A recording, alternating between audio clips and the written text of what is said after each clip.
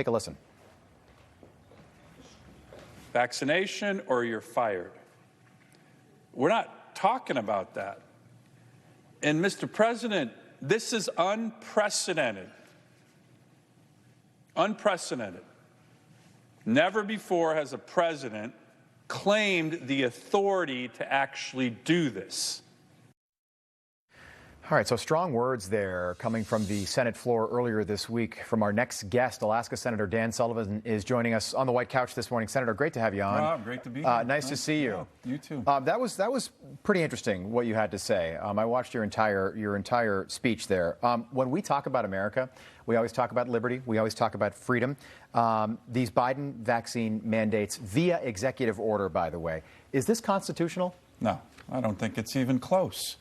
And, you know, this is unprecedented. It hasn't happened before that the President of the United States would order essentially employers to fire employees if they don't get a vaccine. Think about the power grab that's going on there. But here's the other thing, and I tried to really emphasize this on the floor in my speech on the U.S. Senate floor, which is when we were doing all the relief packages during the height of the pandemic, the core principle among President Trump, Democrats, and Republicans was to keep the employees and employers together. Right. If you were going to get aid, whether you're an airline or a small business, part of the deal was don't fire your employees. President Biden has taken a sledgehammer to that core principle and saying, in essence, now we're flipping that 180, and it's all about he's directing people to fire their employees. By the way, Rob, we don't even have enough workers in America right now. It's unbelievable. Never before in U.S. history have we had this weird dichotomy where we have more jobs available than people actually looking for work. There are 8 million unemployed, 11 million jobs available. It's so backwards. When we talk about those same private companies and government employers, they're jumping the gun on this glorified executive order, this glorified press release from the president. Exactly. It hasn't been litigated.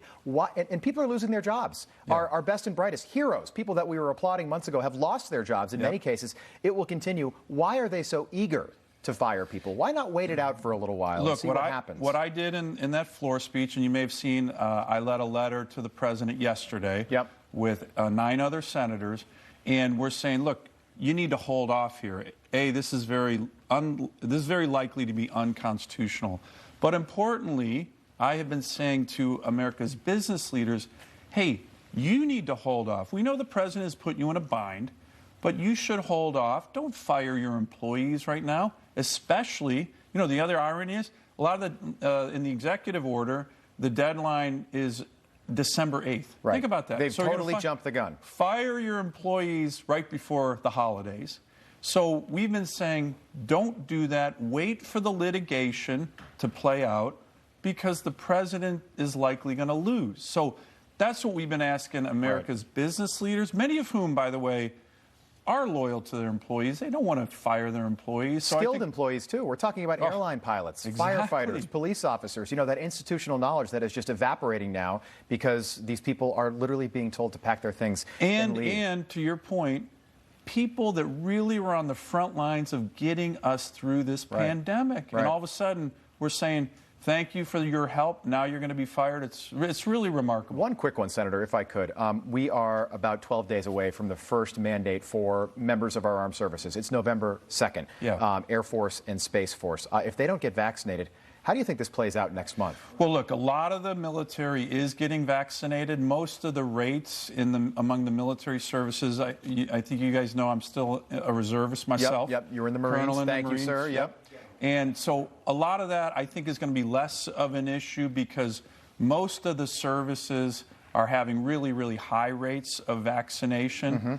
I think once there's final approval, the military, in my view, is a bit of a different issue than, for example, a private employer being told to fire his employees. The military, as you know, when you go through boot camp, when you go through OCS, you end up getting in line and you get a gazillion shots in your arms. You don't even know. So I think that's a very different issue than the one that I've been focused on, which is the President of the United States telling private sector employers, hey, you need to fire your employees at a certain point here soon when, again, the core principle all throughout the pandemic between the Congress and the White House Let's get people was back the to opposite. work. Let's get people, keep people together and get people back into the office. And it's quite remarkable, and I don't think enough people are talking about it. No, we looked into Southwest Airlines, for example. So they laid off a whole slew of skilled workers, from flight attendants to pilots to people behind the scenes as well. And the CEO of Southwest Airlines said it's because we're a government contractor. We have to follow Joe Biden's glorified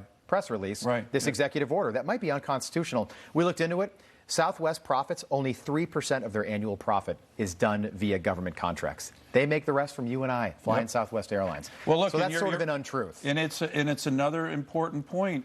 You know, this can go to the safety of our economy. We don't want to lose these great American commercial airline pilots. You know, patriotic. A lot of them are military veterans. Absolutely, as you know. yeah, and that's where they learn how to fly. That's why you want them up there, exactly. flying year-round. I want to talk about China. They've been testing these groundbreaking hypersonic weapons. It happened in August. We just learned about it. How did the intel totally miss this, by the way? Well, look, I mean, I think our intel community, I think our military really needs a wake-up call to reorient towards the biggest threat that we face for the 21st century. And in my mind, there's no doubt that that is the rise of the Chinese Communist Party, the rise of an aggressive China, and we haven't been orienting enough that way. I think this is another wake-up call that's going to make sure our intel agencies and our military does that. But I'll tell you this, you know, the president talks a tough game with regard to China, but it's actions that matter. And the number one thing that's going on right now that not enough people are seeing, the president's budget that he's put forward, a $6 trillion blowout, double-digit increases for almost every federal agency, with the exception of two. Guess which ones? The Department of Defense and Homeland Security. He's putting a budget to cut them. Wow. That is a signal to China that we don't want to send, that we're going to be weaker. Well, absolutely. And less ready. The president's budget would actually shrink the size of the U.S. Navy. That's exactly the wrong message to send to the Chinese Communist Party. Just about 10 seconds. Should we go to China and celebrate the Olympics in Beijing in 3 months? Is that something we should be doing? Look, I have no problem with regard to going there. Right. I don't think corporate America should be sponsoring it, but I don't think it's a good idea to penalize our great American athletes who have been working for years to do this. What would be the best thing to do is to show up and win a bunch of gold. And win a whole bunch of gold. And show American power and prestige. And, you know, let these young Americans who have been training, some of them for years, to go do that. But corporate America, don't sponsor the Beijing Olympics. You don't need to help the Chinese Communist Party anymore. I asked Mike Eruzione, captain of the 80 hockey team, the same question. He said, let's go. Let's win gold for the American people, and let's do it in China. Miracle on Ice is one of my favorite moments in American history. And the movie, too. And it's a great movie, and it's also a great moment for us. It really is. Not just in terms of athletics, but in terms of the competition with the Soviets. And, you know, those young, we need that now. Those young college boys ended up crushing the best hockey team in the world. It was a great moment in American history. Senator Dan Sullivan, thanks so much for coming in. We appreciate it. Come see us again. We'll